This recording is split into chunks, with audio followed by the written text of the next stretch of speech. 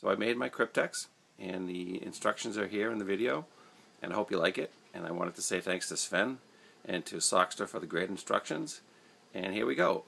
One thing I do want to say is, as you're working with PVC, and if you're using the tools that I use, make sure you wear safety glasses. Okay? Enjoy!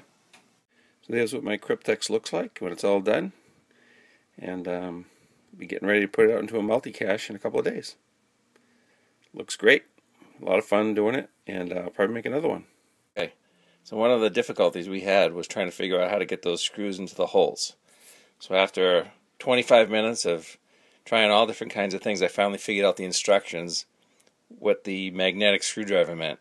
You actually put it on sideways and balance it to get it in the hole.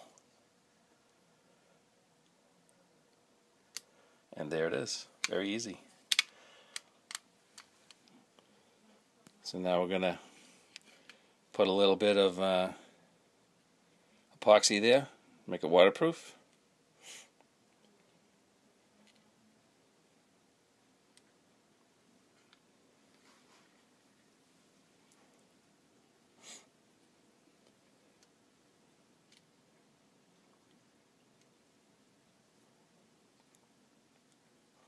And then the brilliant idea, the reason why I brought my brother over, was to use the butter knife to actually get it inside the screw slot so we can make it nice and tight. You gotta go right down the tube there. You can see the slot inside there. Put the knife right in, slip it in, and then we can tighten it up real tight. And the knife actually wedges in there nicely.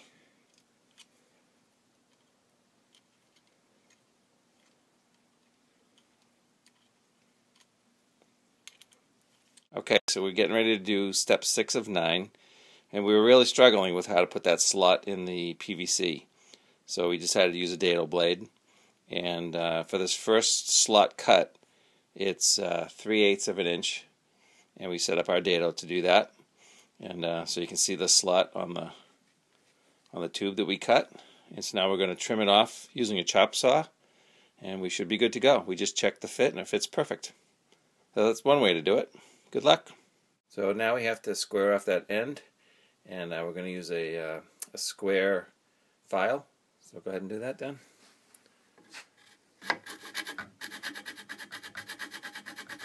Once that's all set, then we're going to trim it to size. Okay, so we just get ready to cut it to length, and we use a chop saw with a laser on it, and cut one edge perfect. And now we're going to trim off the bottom side to 6 3/8 inches. That's the next step. Okay, so we're getting ready to trim this to the 6 3/16. And so we're going to do the same thing. We're going to put the laser on it and trim it off.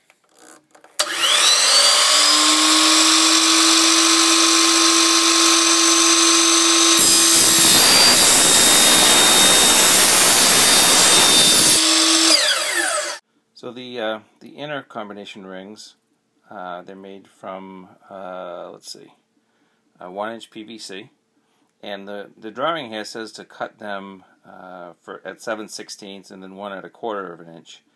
Instead, I'm going to go with 9/16 and probably a 1/16 over the 1/4 of an inch. I want to cut them large again so I can sand them down nice so they'll fit perfect.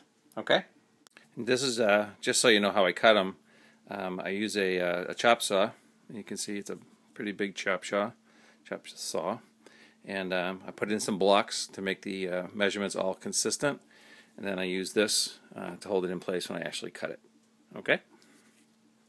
So the next thing you want to do is take the edges off a little bit of the outer rings. Also, you can see some. I'm not sure if you can see it there, but there's the marking of the 1 1/4 inch. I'm going to take that down, and this is the sharp edge where it was cut, so I want to take that down a little bit too. So all I did is set up my sander on my workbench in my vise, so turn it upside down, and I'm just going to run the outer ring over the top of the sander. So let's do that right now. We'll start this. Run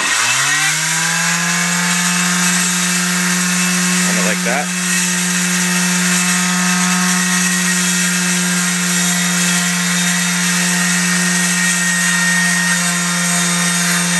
So the next thing you want to do is take the edges off a little bit of the outer rings.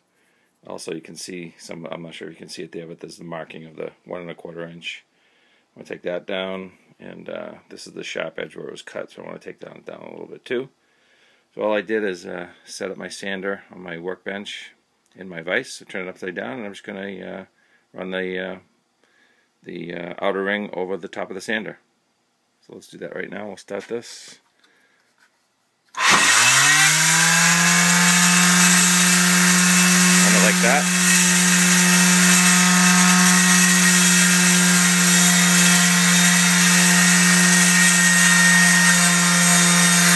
So the split rings, they also the edges can be pretty sharp, and also, or at least on this one, you can see it has the measurements on the side of the coupling. So I'm going to sand those off just like I did before.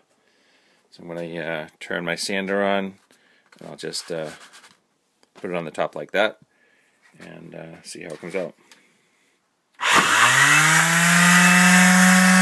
One of the other things you have to do is take off the edges of the secondary rings. So I just put it in my vise, and I used a simple file. I filed down the edges, and then I took a piece of sandpaper and just cleaned up the edges again. So I'm going to do all the secondary rings the same way. So now I have to make the combination keeper ring, and I think I'm going to use the drop saw to cut that nice and straight. But it's going to be a bit of a challenge. So I'm going to make a little jig to make sure that it stays straight on the drop saw. So I'll show you what that looks like in a second. So this is the 1 inch schedule 40 that's left over, and I'm just going to cut a small piece off, and we'll connect the two pieces together, and it'll keep it nice and straight when I go to chop it off. So that's the little piece I put in, the schedule 40, and so I join these two pieces together, and now when I go to make the combination keeper ring, I'll be able to cut it right here on the chop saw, and it'll be nice and straight. So that's the little piece I put in, the schedule 40, and so I join these two pieces together, and now when I go to make the combination keeper ring, I'll be able to cut it right here on the chop saw, and it'll be nice and straight. So now you can see how I lined it up inside the chop saw, and I'll be able to make a nice cut on that right now. And that's the resulting cut. See, I cut that right off. It's right there. Did a nice little chop. So you can see it's nice and straight. So now I'll just do a little sanding, and it's good to go. So now I have to cut a little key slot in the combination keeper. So I was trying to figure out the best way to do that. So I came up with this idea, is to take the base tube that's slotted, because that's going to fit inside this eventually, and kind of sit it right on top like that. Hold on. And kind of sit it right on top like that. Hold on. So hopefully you can see that. So I basically took the ring, sat it on top, and now I can align it with the top piece, and then I'll just mark it with a pencil, and that's the key ring that I have to cut out with the file. So that's one way to do it. So I just filed out the key ring, and all I did was I took a file, run this back and forth. You can see it there. Rounded off the edges a little bit, similar to the other inside key rings, and it looks good to go. So we'll give it a try. So the next step is to glue the primary and the secondary rings together. So I'm going to I'll put this ring inside here. First I'll glue it up with some glue in there, and I'll use my little brush, and then we'll put it inside the ring. And I'm going to use this to spread those so it stays in nice and tight. So hold on. So I just put the glue in, then I put 3 little shims in there, and we'll leave it for a minute or two, and that should bind it up pretty good. And there's the last step. I just put the combination key on the slot pipe, and as soon as those are all glued up and dry, then we'll start the next step.